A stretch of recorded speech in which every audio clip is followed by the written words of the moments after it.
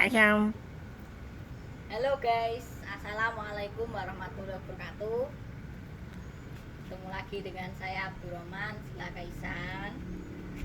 Saya akan menceritakan kisah lagi ya tentang sejarah Islam kembali, tepatnya dinasti Umayyah Al-Andalus.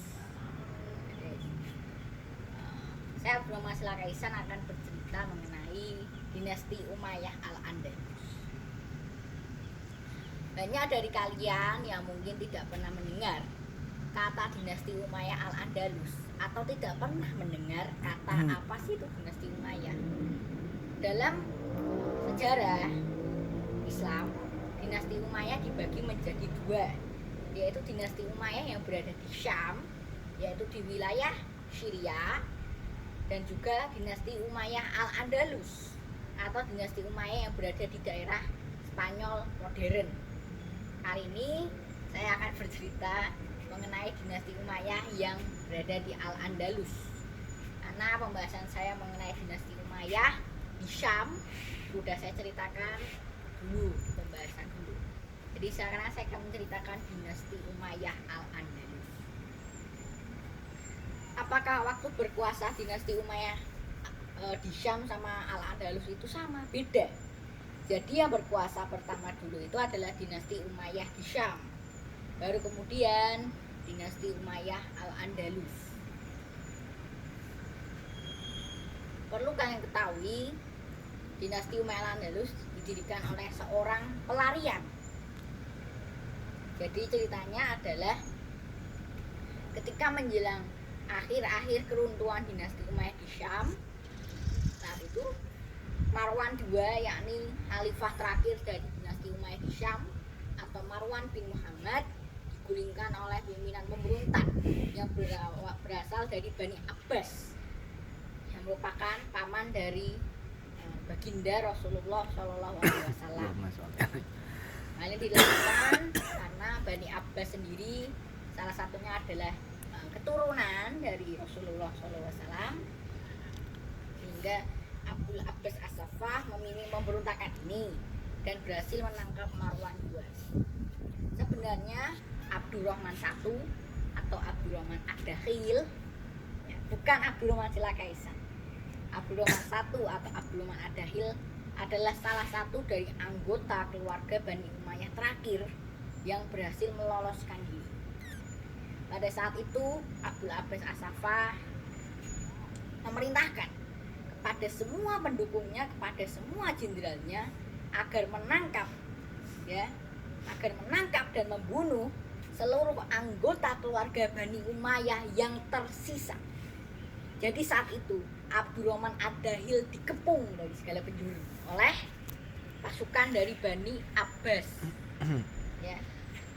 Karena kelak Abdul Abbas As-Saffah inilah yang akan mendirikan kekhalifahan Abbasiyah yang bertahan lama hingga tahun 1258 hingga Baghdad dihancurkan oleh Mongol pada tahun 1250. Abdul Abbas As-Saffah saat itu memang memerintahkan pendukungnya agar mencari dan juga menangkap seluruh anggota keluarga Bani Umayyah tak tersisa.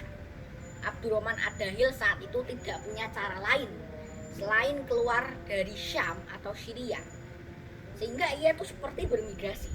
Jadi dinasti Umayyah Al-Andalus ini didirikan oleh seorang pelarian yang berusaha meloloskan diri dari Abdul Abbas As-Saffah.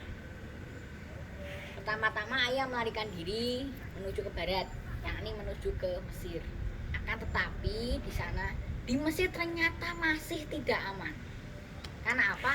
Abdul Abbas As-Saffah sendiri ya itu memerintahkan agar dimanapun mereka berada, walau mereka melarikan diri dari wilayah Syam, mereka harus tetap dikejar sampai tak ada atau tumpas habis seluruh anggota keluarga Bani Umayyah sampai tak tersisa satupun.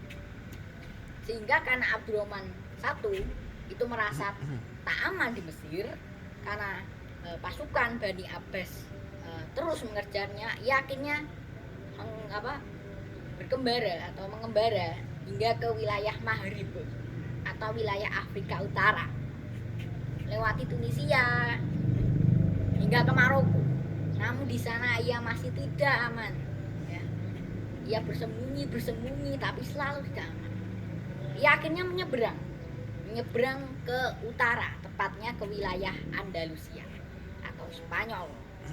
Karena jika ia masih terus berada di Afrika Utara, Abdurrahman I pasti akan ketangkap oleh pasukan Bani Abbas. Di Andalusia sendiri sudah berada di bawah kekuasaan Islam, yakni ketika Semenanjung Iberia ditaklukkan pada tahun 711 Masehi oleh Tariq bin Ziyad. Tapi sebelumnya dipimpin oleh kegubernuran Umayyah. Dan saat itu di sana Abdurrahman Ad-Dahil atau Abdurrahman I mengalahkan gubernur terakhir Bani Umayyah untuk Spanyol, yakni Yusuf Al-Fihri, yang berkuasa di sana dan berhasil mengalahkannya, sehingga berakhirlah kegubernuran Umayyah di Spanyol. Dan sekarang berdiri keemirat yang baru, ya, yakni keemirat Umayyah, ya, yang didirikan oleh Abdurrahman Ad-Dahil atau Abdurrahman I. Sebenarnya Abdurrahman Ad-Dahil itu mendirikan, tapi masih keemiran, ya, belum menjadi khilafah. Dan ia menjadikan Cordova sebagai ibu kota dari keemiran Umayyah. Itu berdiri keemiran Umayyah itu hingga, yakni berdiri dari tahun 756 hingga 1031. Jadi di Andalusia ada dua, yakni keemiran Umayyah dan kekhalifahan Umayyah. Kalau keemiran ini berdiri hingga ke 9 emir, dan Abdurrahman I adalah yang pertama, ya. Kemudian setelah keemiran Umayyah runtuh, didirikanlah kekhalifahan. Jadi ada dua kekhalifahan di dunia muslim, kekhalifahan Umayyah di Al-Andalus sama kekhalifahan Abbasiyah, ya. Kekhalifahan Umayyah Al-Andalus didirikan oleh Abdurrahman III An-Nasyir, bukan Abdurrahman Silal Kaisar lagi, Abdurrahman III An-Nasyir, pada tahun 911 Masehi, dan menyatakan bahwa ia adalah khalifah dan menyatakan independen dari kekuasaan Abbasiyah. Ia juga yang membuat Andalusia berada pada masa kejayaan dan masa keemasannya, hingga akhirnya Khalifah Cordoba itu runtuh pada tahun 1031 dan terpecah-pecah menjadi taifah, yakni muluk atau waif, negara-negara kecil, yang akhirnya ditaklukkan oleh Yusuf bin Tashfin yang akan mendirikan dinasti Murad. Itu aja guys ya. Makasih ya guys. Assalamualaikum warahmatullahi wabarakatuh.